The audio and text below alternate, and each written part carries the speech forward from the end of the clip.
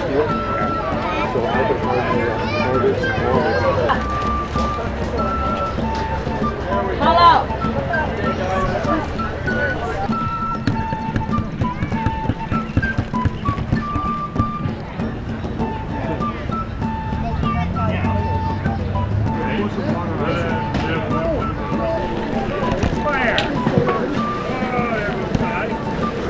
And it takes about 3 hours. So. Exactly. And even just to get that amount of coals, yeah. I would have started Something to do. No, that's good. That's why we're standing here in the shade. So tell me what's going on today. Today we're commemorating the Battle of Stoney Creek. There'll be 3 tactical demonstrations running over the course of the weekend.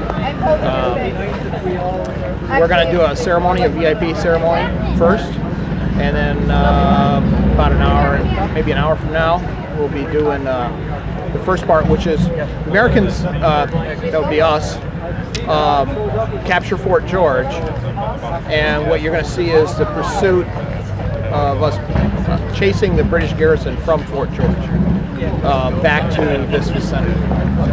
And then tonight we'll do the Battle of Stoney Creek, with the British counterattack.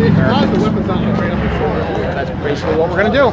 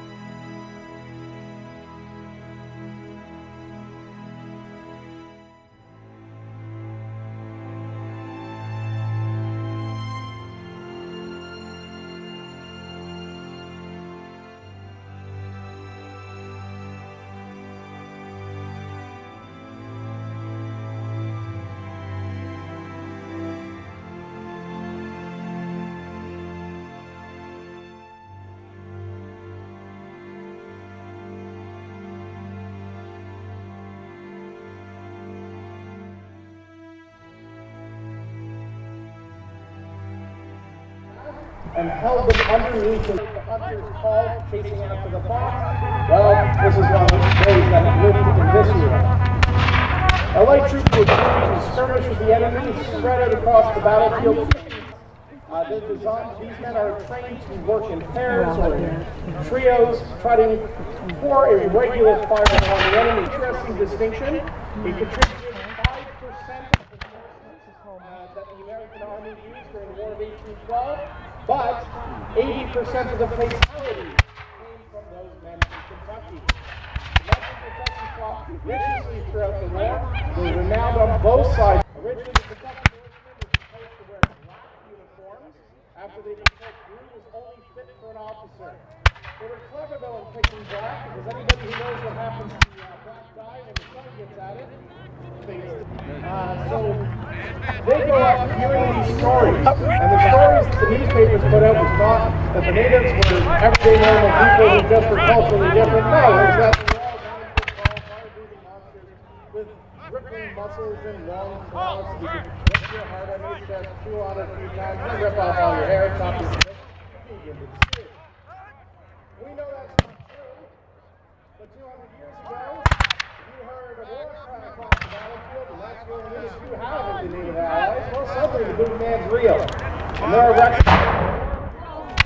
chased off the battlefield just at the threat of Native warriors coming in. And now we have the American regulars coming out onto the battlefield. Now, when most people think of the Army, they think of the royal blue coats. But you'll notice what it's they're wearing gray. And the Americans and those common substitute this area with gray uniform. And that gray lives on. If you visit that military academy, the cadets still wear gray. And why the reason? The American regulars did something that not even Napoleon's best could do. Take on the British in their numbers and beat them on an open battlefield.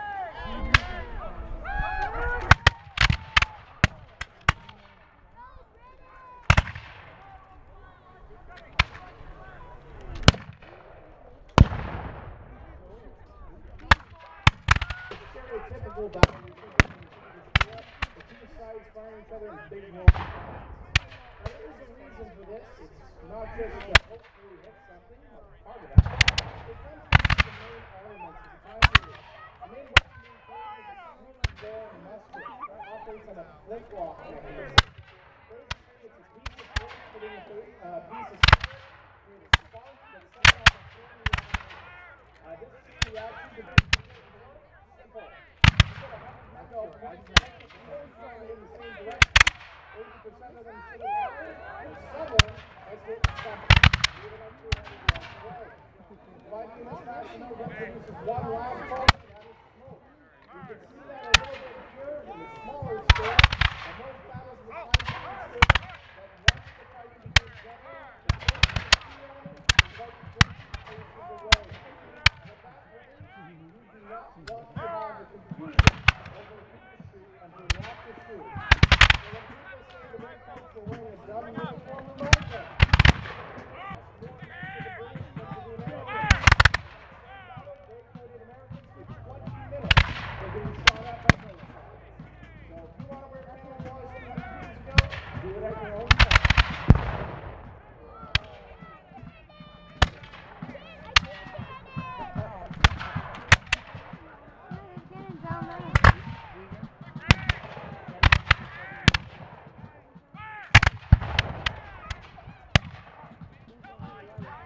Sideways to the back and pushing along to make sure everybody goes with that. You want them to.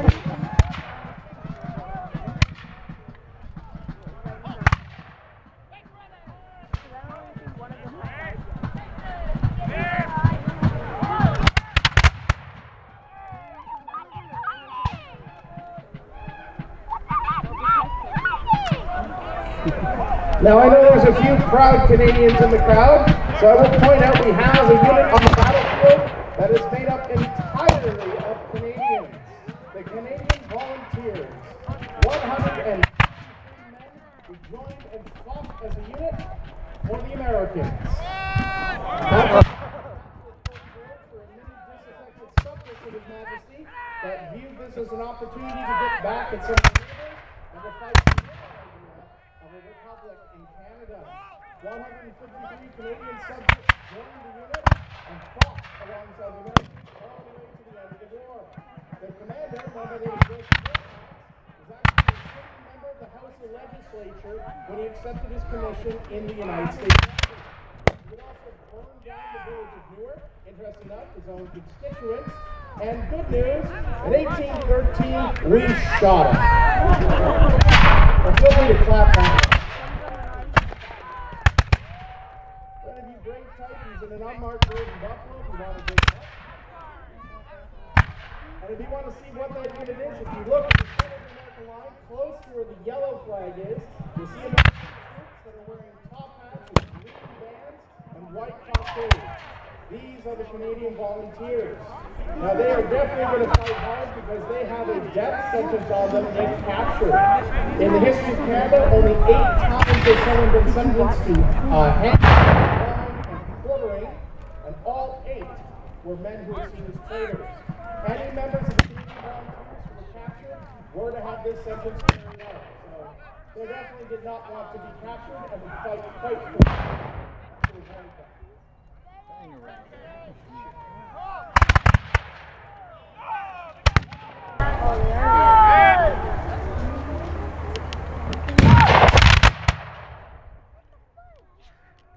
Now, the volley was how you would judge a unit 200 years ago, and it's effectiveness. The more crisp and singular the sound, the more well-trained and disciplined the unit was. Now, don't take that out on any of the units here. They do a fine job out here. Sometimes it's called for the gun. And to be clear, the average soldier 200 years ago was training on these things 6 hours a day, every day, 6 out of 7 days of the week. These guys have day jobs, so they can't be doing that all the time. They still do a fine representation out here, if I do say so myself.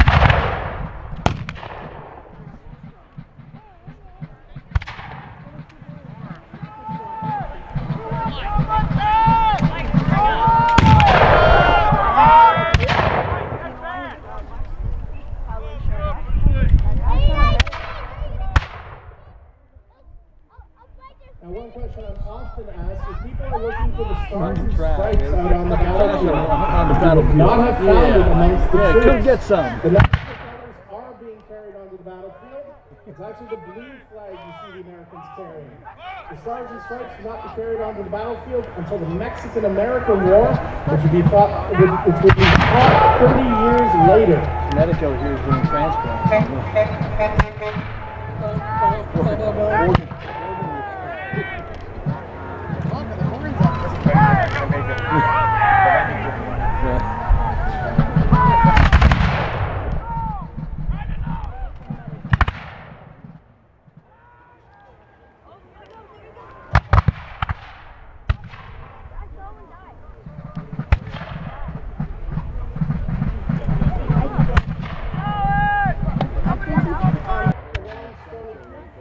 Due to poor planning, they scattered out their forces and did not deploy after this was a recipe for disaster, for the Americans at least, but for the British, it was a key opportunity. You want to see that one play out? Come back later. I don't like any roadside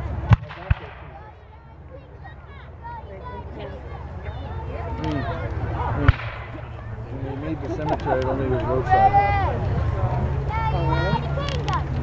Maybe been a cartway or something like that.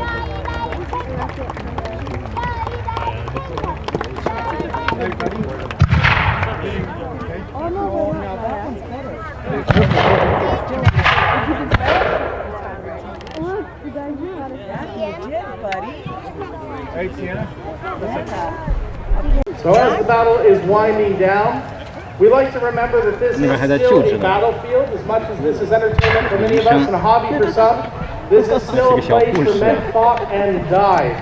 So we like to remember those moments. We like to remember those who fought here because it doesn't matter whether you did it for the king, the president, for your tribe, for your nation. What you fought and died for is inconsequential when you're under the ground. So, in honor of all, we would like to recognize them with a brief lament played by the fifes and drums that are coming out now. We ask that during the playing, you please observe respect for that by remaining silent and removing your caps during the playing of the lament.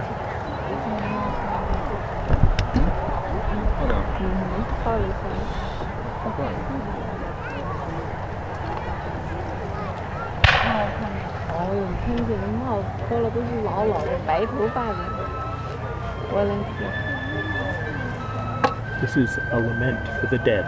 You're supposed to take your cap off. Does that make sense?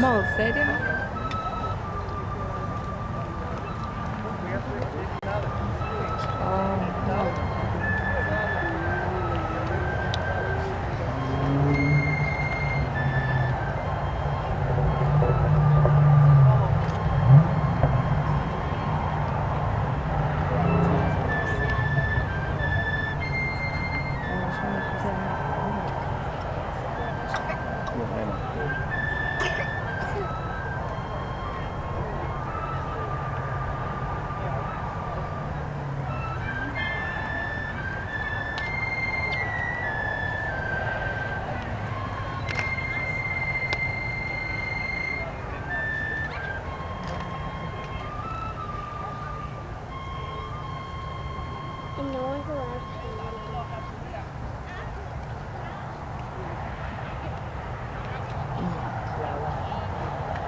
Ladies and gentlemen, round of applause for all the reenactors who came out here this day.